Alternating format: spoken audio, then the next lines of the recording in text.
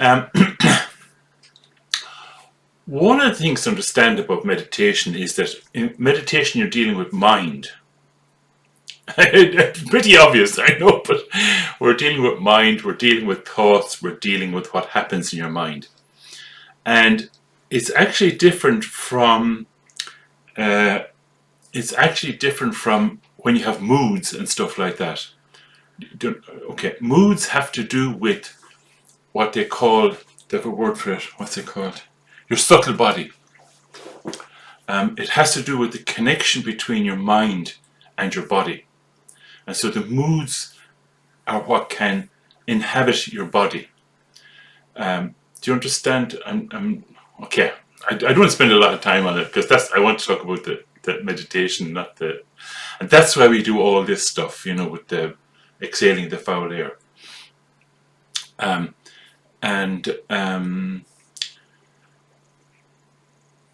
So, why did I say that? Is that just to be clear, that what we're dealing with here is the kind of instant mental activity. We're not talking about long-term feelings in your body. Okay? For the long-term feelings in your body, then you can apply all these other methods. So the method that we use to work with thoughts and with mind, with the activity of mind, it might seem rather unusual because people will teach all kinds of things about how to calm your mind, all this, pranayama, working with your breath and so on, But actually, this might seem quite an unusual way of dealing with thoughts, which is basically that you leave them alone. And a person who isn't familiar with the meditation, this style of meditation, might kind of wonder, how the heck is that going to work? If you leave your thoughts alone, how are you going to be able to deal with them? But I think you kind of know the answer to that already. By leaving them alone, your mind is less stirred up. When your mind is less stirred up, you're less reactive. You're more present, you're more there. And so the real purpose of meditation is not to fix something in your mind. This is a very important thing. It's not to fix something in your mind. It's actually about how to connect with who you truly are. How to connect with your own true nature. And you do that like everything natural. Almost like, what's the definition of something natural? Means not altered, left as it is. So this is what happens when we practice this style of meditation. It's actually becoming connected with our own true nature. What is that? Kindness, love, unconstrained love. Normally we only show love to the people that love us back. Or our kids.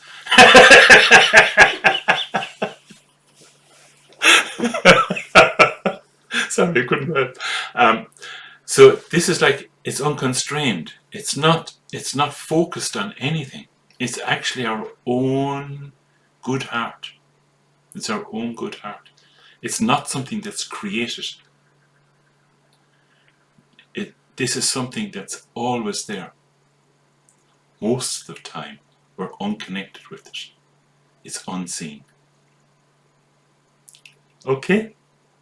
So, we'll practice the method, which is leave it alone. Mat Chopa. It's a lovely Tibetan word. Mat Chopa. Unaltered. Things in their natural state. No struggle. If you struggle, that's not natural. If you're trying to accomplish something, that's not natural. Nature is already accomplished. The natural state is something that's already in us.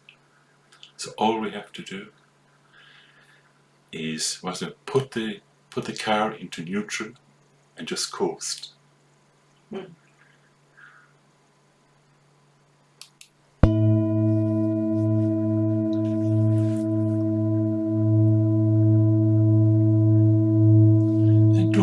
rush to settle. Take your time.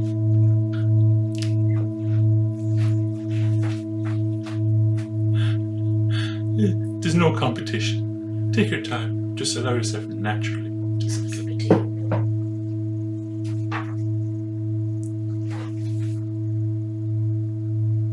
No rush.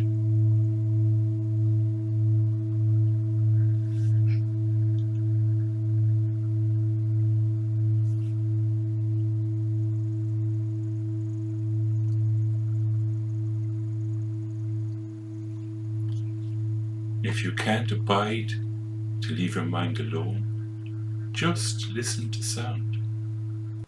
It's very natural. Just look around you. Very natural. Breathe. Very natural. Leave your mouth slightly open.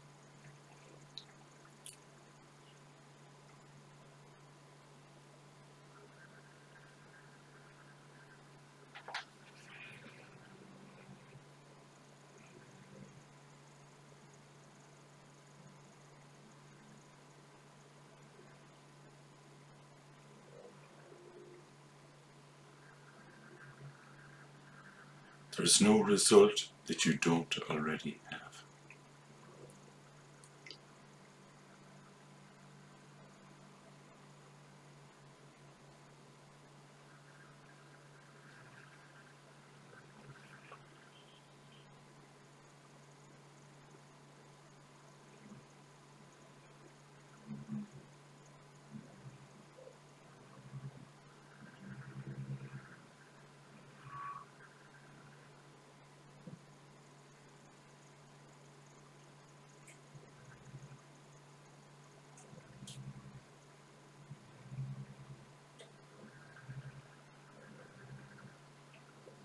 Don't judge yourself. No point.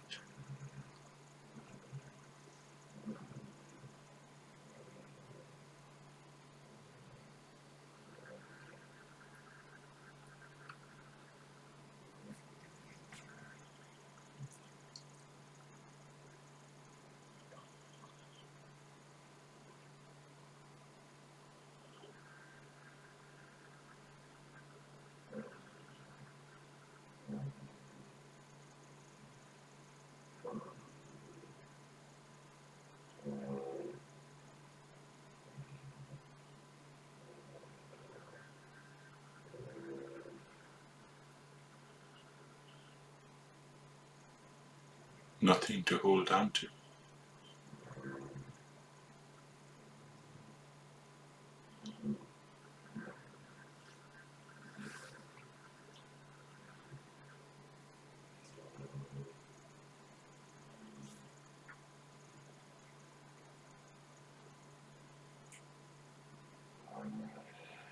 Nothing to do.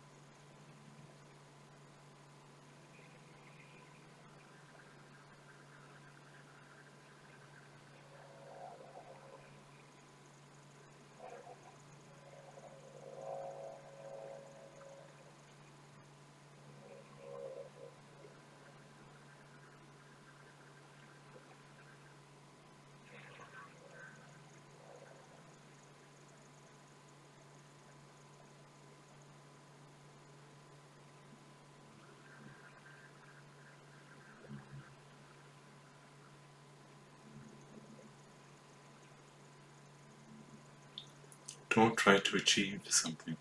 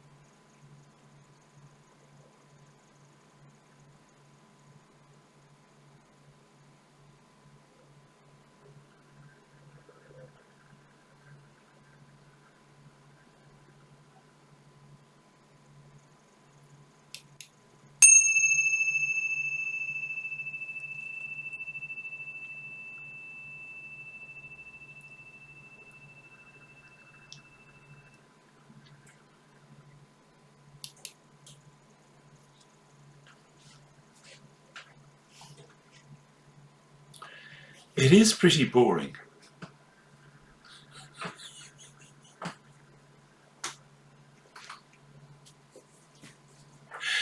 Normally, there's excitement and distraction. A bit like I don't know if you've got a dog, you know. Um, uh, my take on dogs is that they're addicted to excitement. They love excitement. Um, you see, I'm right. Yes, exactly. They're addicted to excitement, and so when you sit like this, you know, like it's not very exciting. The one thing I say though is that when you like, this is not a goal now, but this is something that can happen to you.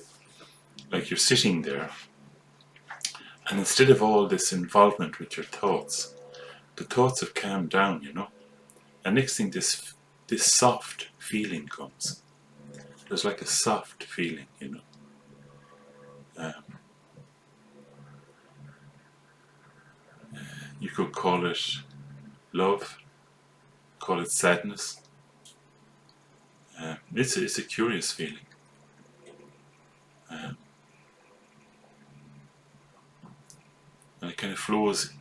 It's quite strong sometimes. And you realize afterwards, when we stop sitting like now, you realize afterwards that, oh, you know, almost everybody that you meet doesn't have any option. They just, thought comes, situation comes, they react. They react based on what happened in the past. They don't even see a lot of the time what's happening.